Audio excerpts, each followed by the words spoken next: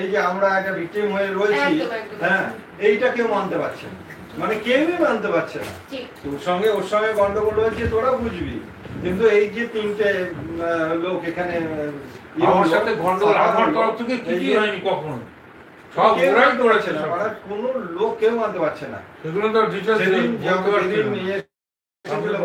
মানে সকলে এসে যে কি বাজে ব্যবহার করেছে ওকে, সে তো কত বাজে বাজে কথা অনেকেই সব বলেছে, কিন্তু কি করবো, শুনতে পাচ্ছি।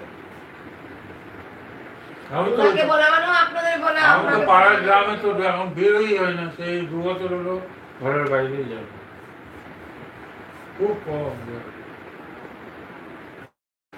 মানে কোনোদিন ভাবতে পারিনি যে এরকম করে একটা দ্বারস্থ হতে হবে,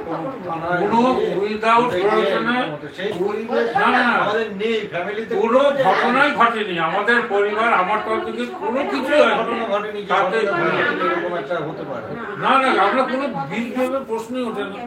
সবার সামনে বলুন, ঠিক আছে, আমার তরফ থেকে আমাদের কোনো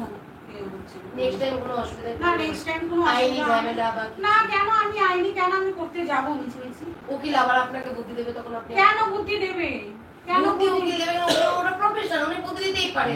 আমারও যদি এটা প্রফেশন হতো, আমি আমার মেটানো প্রফেশন, আমারও যদি এটা হতো আমিও ঝুড়ি ঝুড়ি রাখতাম আপনাদেরকে। আজকে একটু, কালকে একটু, পরশু একটু, এই করে করে করে করে আপনাকে রেখে দিতাম সোনার ডিম পাড়া আসের মতো, যদি আমার প্রফেশন হতো। এটা বাস্তব কথা। আমার মেটানোটা প্রফেশন। পরশুদিন আবার কথা কাটাকাটি হবে, আবার তাই বলে বেরিয়ে যাবে কোনো কিছু, এটা স্বামী স্ত্রী হতেই পারে, ধৈর্য।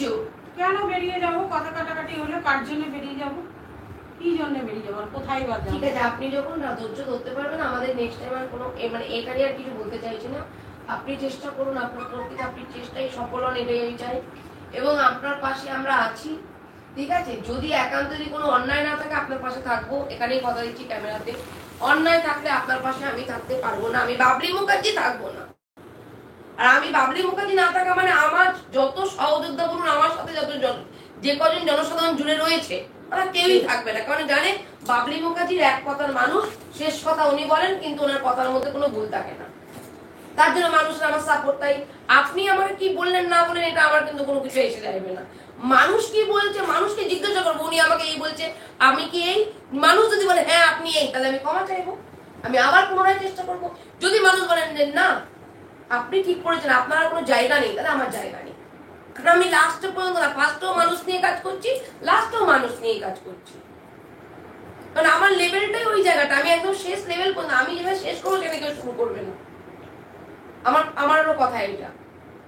আর যদি কেউ শুরু করে, আমি নিরপেক্ষতার সাথে যেটা পাশে থাকা দরকার, কারো পাশে থাকা দরকার, আমি তাই করবো, কিচ্ছু করতে হবে না, খালি একটা আবেদন নিরপেক্ষতার সাথে। কারণ আমি দেখবো যে জিনিসটা তো একটা ইগোর লড়াই চলে আসছে। ইগোর লড়াই কেন আসবে এখানে? সত্যের পথে সত্য উদ্ধারণ করেছি, সবসময় সত্যেরই জয় হয়।